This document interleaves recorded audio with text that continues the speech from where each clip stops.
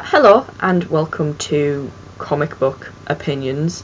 It's been a while since I've done one of these. I don't know if you realised. It's just one of those things that I just haven't been able to get around to do. It's just one of the inherent troubles of having a laptop not be your own, and you have to borrow it, and then it's about the timing of doing it, and sometimes, whatever. So a lot of these are still going on my blog. They're still ever present on my blog, and they probably will be for a very long time. So last year, if you followed my blog posts at that time, you will know that last January was like really good thematically, because it was like the start of loads of endings and beginnings, and this January there is no such theme, unfortunately. It's just sort of been left to do what it is. So this is, let's begin. Beth complains about the first 5 comics and then cheers for the last 3, which I'm sure it won't be that way. So without further ado, very attractive face there, we start with Batwoman 37. A little bit shiny, a little bit, yeah, okay, good.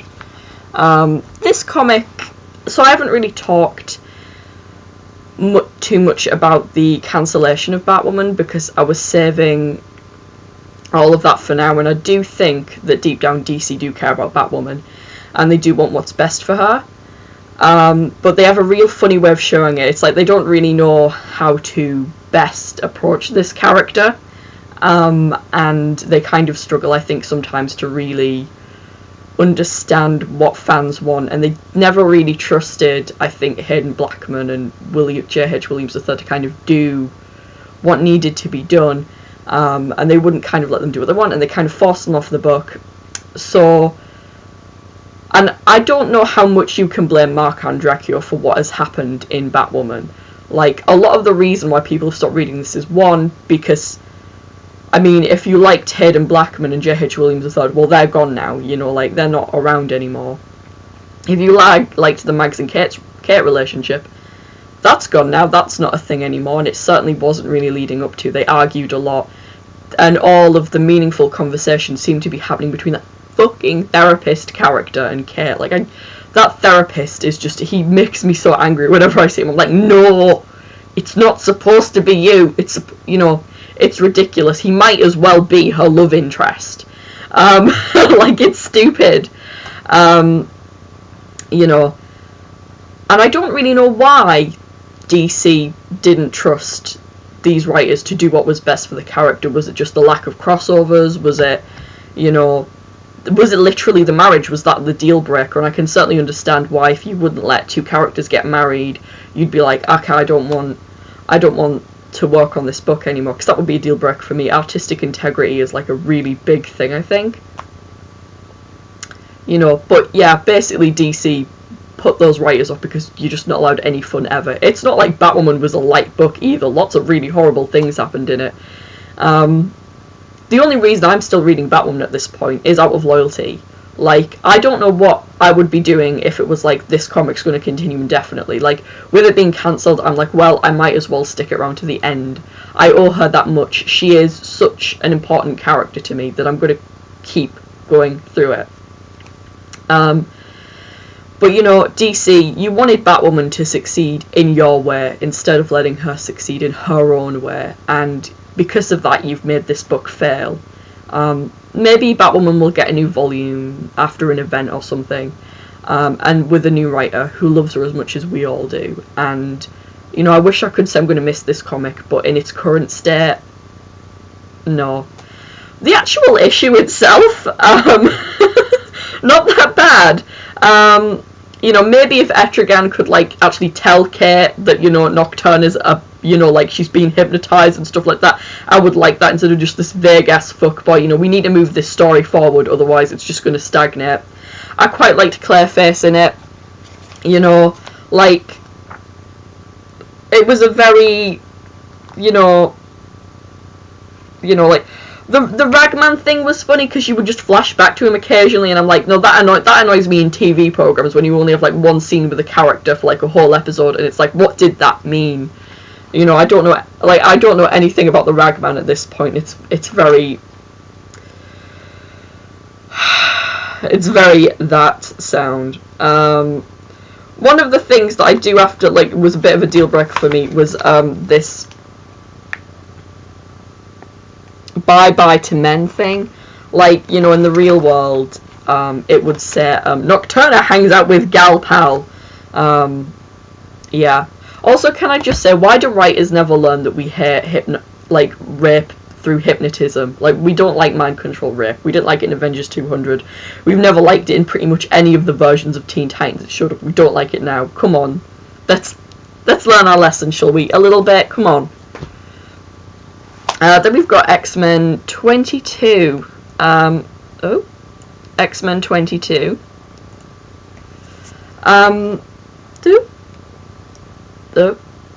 I've had trouble with this arc because I haven't really known what was really going on. And, you know, for most of the middle of this arc, I was like, who are the bad guys? I don't understand what they want. I think I'm kind of missing something. I don't really understand any of this. So I've just kind of been rolling with it, as you do when you don't understand something in comics. You just kind of go, okay. But this conclusion felt pretty neat. I really liked it. I really liked a lot of the stuff with Rachel going, you know, you're not really, you know, I don't forgive, you know, the whole I don't forgive you thing. I do like it when characters do something legitimately horrible, and then the character they did it to, they go, well, I'm not going to forgive you, but at the same time, I'm not going to, like, murder you, because they wouldn't have wanted that, you know. I like that a lot. This was a solid conclusion, and I like it. Then we have X-Men 23. I didn't realise that it was Gambit at the start of this, by the way. Like, where are we? Yeah, I didn't realise that bro there was Gambit. I was, like, really confused. I was like, who is this jerk? Also, that lady's bikini. That lady there with the bottom hanging out. I was like, that bikini's illogical. That was sort of the only thing I was like, I didn't realise it was Gambit at first, but then, you know, I realised, oh, he's, you know, a lot of French, yeah, okay, he's the Raging Cajun, right, okay, I get it. But aside from that, this issue was really intense. Like, it was really nice getting a nice focus in on Storm, because I kind of feel like in this X-Men book she's been ignored a bit. Like, there's a lot of focus on Rachel, and they'll be, like, focusing on other characters occasionally, but Storm hasn't really had her turn.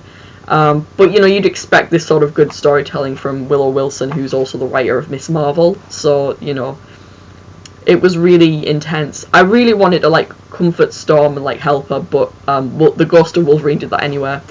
It does seem that even dead, Wolverine just has to appear in at least 10 issues a month. Like, he's got a quota to fulfill, you know, Bob. That joke was much funnier written down, and now I'm embarrassed. But yeah, I enjoyed this a lot. It was a good issue. Yeah. Although some of the art was funny in places, like the faces looked a bit melty in others, but, you know, certainly not the worst art I've ever encountered. Okay, there's a doozy next.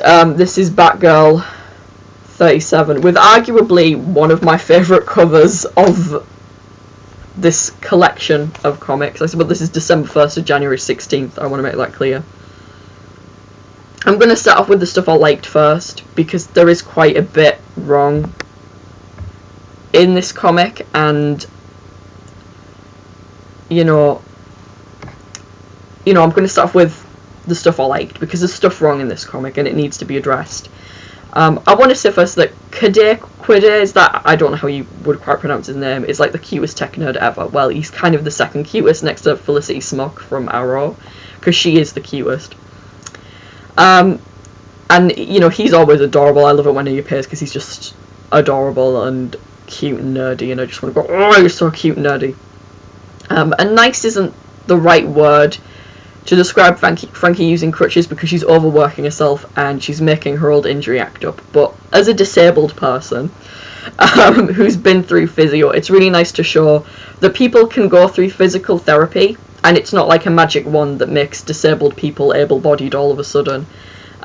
Like, you don't work hard for you, and suddenly, in Frankie's case, you're, you know, back to the way you were before your accident. And also Alicia showed up, and that's great. And that, as per usual, the art's really awesome. But, you know, there's this trans-misogynistic owlbear in the room, and lots of people have talked about this, about dagger type maybe not, you know, dagger type is definitely queer-coded as, you know, either a drag queen or a trans woman, and that is something that's very, you know, so dagger type's sort of been impersonating Batgirl, and he tried to kill her and stuff like that. Do I think that dagger type was a trans woman? No, but I also don't think we need any more trans-coded or queer-coded villains. You know, this issue is sissy-phobic at best, and it's trans-misogynistic at its worst. And we don't need any more, the lady villain is really a man trope, you know, it, like, that was dated in the 90s, and it's still dated now. If it means anything, the creative team apologised, but this is kind of strike one for this run of Batgirl, and that is really sad, because this is a good comic, but you can't go around and be trans-misogynistic, because it's wrong. And also Black Canary's acting like a real moody cow, she's like a teenager, and it's like, it's gotten not funny anymore, you are the adult in this situation. Like, I don't even. Batgirl 38, which is an interesting one. This whole issue is dedicated to like the least interesting like debate in superhero comics, which is like, you know, it should be left to the police kind of thing. And I'm not necessarily on board with that. I kind of think like, you know, listen, Officer Powell, you could have stopped that fight, you could have stopped Jordan punching that paparazzi, but you didn't, because getting into Batgirl's knickers was apparently so important. And, you know, lecturing your date about the importance of police officers and boo hiss vigilantism, like, I would not give that man a second date. I would be like, you are, you know, regardless of your point, the fact that you're going to have a political debate with me on our first date's kind of a deal breaker. Like, I'm not into that. And, I mean, Batgirl apparently is, which is fine. But, you know, and, you know, Black Canary really has a go at Babs for enjoying the limelight a bit. And Babs is ultimately punished for doing the same thing she's been doing for issues now. It just happens to go wrong for her this time. An accident happens, and they destroy a coffee shop.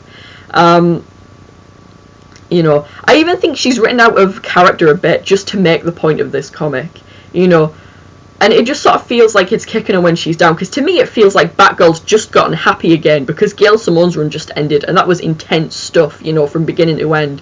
She went through a lot of things, and it feels like she's went through all this stuff, and she's suddenly like, oh, yeah. I feel like if maybe we'd had an issue in between those two, it would have felt, you know, more like she'd had, a bit more of a build-up on the ego trip. As it is, it just sort of looks like she's enjoying herself doing her job for once. But as I read it, it just felt really cruel and kicking her while she was down and stuff, because she's been going through some serious stuff right now, and it's, yeah. Kid is still super adorable though, so that's always the upside to this, I think. And then we've got Ghost Rider 10? Ghost Rider 10.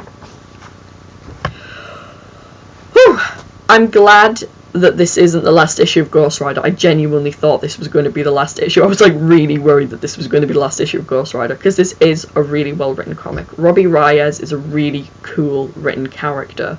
He's very relatable, and he's basically just the loveliest baby in the world. I think I described him once as being made of kittens and rainbows, and he really is. And there's lots of interesting themes present in this comic, not particularly in this issue, because it's kind of like, this arc doesn't really resolve anything, because I suppose it's leading into the next one, and that's always a tricky thing, I think, to discuss, really, is, you know, how do we kind of do this as a thing, and how is, you know, like, you know, because there's a lot of stuff that happened in this arc, you know.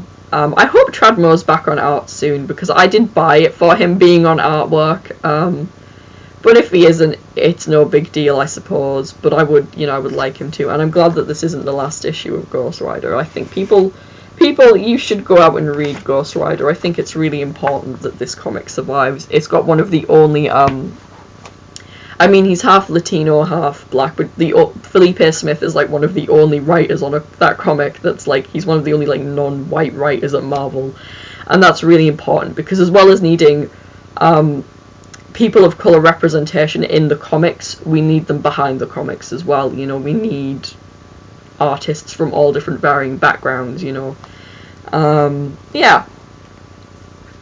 Black Widow 13. I love the cover of this one. It looks really intense. And the artwork's gorgeous. It's all this beautiful autumn colours. I'm going to try and find you, like, my favourite page in the whole comic. Beautiful, like, just absolutely gorgeous. Tasha is about to go totally Kill Bill, and I'm really looking forward to it, because it's basically going to be, she's in a, like, interesting location every week. It's like, so she's already done Rashid in New York City, she's going to Atlanta, Georgia, then she's going to go to Dubai, then she's going to go to Italy, then she's going to go to Japan, then she's going to go to Wyoming, is that it? And then she's going to go to Wolverhampton. I'm like, yeah, she's going to go to Wolverhampton, that's, you know, like, because she hasn't been to England yet, and, you know, being English, I'm always like, yeah, represent, you know. Also, Clint brought Isaiah flowers. It was very cute indeed. The only thing that my bugbear with that is, like, Clint wasn't, like, signing and stuff. But I suppose you could say that happened before the accident, which it probably did, most likely. We've got Captain Marvel 10, which I think is, like, a really cool retro cover, and Captain Marvel 11 as well. We're just sort of going to covering these books, because it's both the same story. Oh yeah, I'm yawning, sorry. Pardon me. So these issues were really good. After spending a long time in space, it's nice to kind of catch up with Carol's friends. Kit's story was really cute. Jessica's was really funny, I really liked that. Rhodey's made me feel all squishy inside, like, you know, 100 miles away and you still save me. I was like, oh, it's so cute. You know, Kelly Sue DeConnick should feel a little bit honoured, because it's not often I go to, like, a het couple and I'm like, oh my god, I love this het couple. This makes me feel all squishy. And I'm worried for Tracy, mostly because I'm worried for the old gal in my life at the minute, and it kind of hit home a bit. It is a little odd to read a Christmas story in January, I will admit it that much. But that's my fault for hiding indoors for, like, all of December. I also loved Santa showing up. He did kind of give it a bit of a Deus Ex Machina kind of feel, in the, like, really traditional Greek sense, which kind of makes me think, is Santa a god? Is it a Deus Ex Machina when Santa solves all the problems? Does it count as one? Things to think about. Miss Marvel 10. I don't really have a lot to say about this issue, because I kind of feel like the points I want to make, I'm not really going to be able to make them that well. And I'm not going to be able to articulate them correctly. But this issue was great. I really love Kamala. She's just optimism, and you know, I wish I was that wise when I was, like, her age, which is presumably 16, you know. I really could have done with this comic when I was younger, because I think young people are often told that they are parasites and they're always leeching on society and stuff like that, and that, you know, like, we're all entitled, like, millennials and stuff like that, and that everything is our fault for some reason. And I'm like, you know, and I love the whole, just because they're old, it doesn't make them right. And I just, yeah, if you aren't reading this novel, give it a try. You'll feel much better afterwards. Loki, Agent of Asgard, or Sixus in this case, issue 9. I really liked the idea of the Axis kind of event comic. You know, all the bad guys are suddenly good guys, and, you know, all the good guys are suddenly bad guys, and, yeah, but I'm not sure if I actually really did like the event, because it was very, I don't know, but there's no real point in reading it if you were interested in reading it, because basically Loki, Agent of Asgard raises all of the important issues in that, and it did it in 2 issues, and quite succinctly. You know, like, you know, this issue is funny, it makes you think. There's this one line that I really loved where it was like, you know, if it had turned all that, I see if I can find it actually, because it's delivered much better. Boop boop boop boop. And as the Enchantress did what heroes must, and dragged her sister screaming to her fate, Loki felt ice in his spine. For if the inversion had made the evil in them into good, then what of the good? I loved it so much. I love that line so much. I really like that idea of, you know, yeah, and, you know, it was thought-provoking, it raised a lot of really good points. You had that kind of funny moment of all the villains, like, hanging out in, like, the place, and, like, all the villains, like, hanging out and stuff like that in, like, the, like, Avengers Mansion and stuff like that, and, you know, but it was also, like, really tragic as well. Like, you know, Loki finally gets to defeat Thor and become the hero that he sort of maybe really deep down wants to be, but of course nobody remembers it, and it's really tragic, and Thor basically ends the issue going, oh, come on, Loki, there are some stories that no one will ever believe, and you need to learn that. Really sad stuff. You know, like, he gets to lift the hammer of Thor, and then he never will ever again. Also, do you think Loki was buffer in this issue? Because I do. Does goodness make you jacked? Maybe it was just that clingy armour, or maybe we have actually found the secret to the super soldier serum. It's just inherent goodness. Of course, Erskine dropped that bombshell anywhere when he told us about, you know, so we should have seen this before. I think that you know, it is true. It's very true indeed. Goodness makes you buff. The Wicked and the Divine. Oop. 6. Oop. Inanna is awesome, you know. I love, you know, Laura showing up like black sort of sweats and like a beanie, and then Inanna shows up and he's like, I mean, he's Prince and dresses like Prince would dress in that situation, and he's like, this isn't inconspicuous.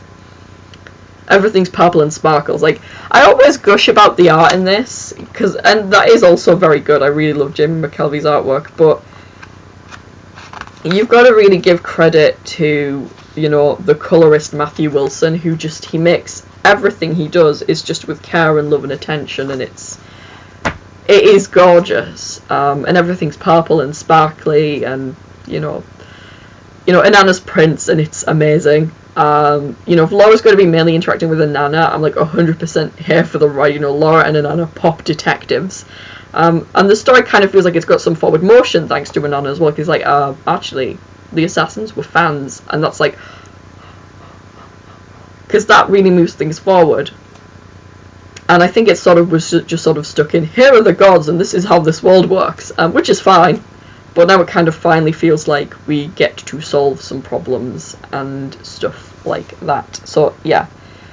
So, Wicked and the Divine, very good as always, very good as always. You know, I don't think an issue of this has ever disappointed. I absolutely love it and stuff. But it was very cold when I was reading this and was shaking slightly, and I wasn't sure whether it was shaking because I was excited or because it was that cold. Secret 6-1. You know, that's right, folks. My press circle worked. You all laughed. Oh, that Beth, she's so quirky, but it did work. But this is a fine first issue. I think out of everyone, I'm most interested in Porcelain because she just seems like a really interesting character. This is a really interesting configuration of characters, and I'm really looking forward to more. I think a lot of people kind of complain there's no Scandal Savage, but do you really think Scandal Savage in that situation would make that situation better? Like, they need, you know, they're all trapped in a room together, right? It's pretty evident that whenever you put that Catman's possibly a werecat in this time, you've got the ventriloquist who's just crazy as per usual. You've got Strix who, you know, and then you've got Black Alice, you know, like, to say that Strix and this, what is he, Big Shot? Was that his name? Big Shot. Like, Big Shot's actually a calming person in this situation, and we need one of them, because otherwise they're all just gonna murder each other. And it is also interesting, you know, who's going to be the first to go, because it's like, yeah, one of these people is going to die. Who is it going to be? My money might be on the ventriloquist, but it could also be on Big Shot, I think. Porcelain seems like a really interesting character, really interesting getting to know more about her as a character. So yeah. Whew. So I'm looking forward to the second issue of that, definitely. I also love that Strix is back, because Strix hasn't been around in a bit. You know, last time I saw her, she was in Birds of Prey, and then I stopped reading Birds of Prey because there was a, this is going to sound really petty, a boy joined the Birds of Prey team. With, you know, I was just like, no men's in Birds of Prey, it's not how it's done. I know men have been in Birds of Prey before, but like, come on, nah. So, that is it. I hope you enjoyed my comic book opinions. If you have comic book opinions of your own, you can go on my blog, which is baronessbamf.tumblr.com. Or you can pop them in the comments below. Certainly feel free to do any of those things. I'm Beth. These were my comic book opinions. And that's it. That's it, basically. I will see you next month-ish. It depends. Where we will be joined by Ant-Man and possibly the Winter Soldier. Who knows? Anything could happen. So,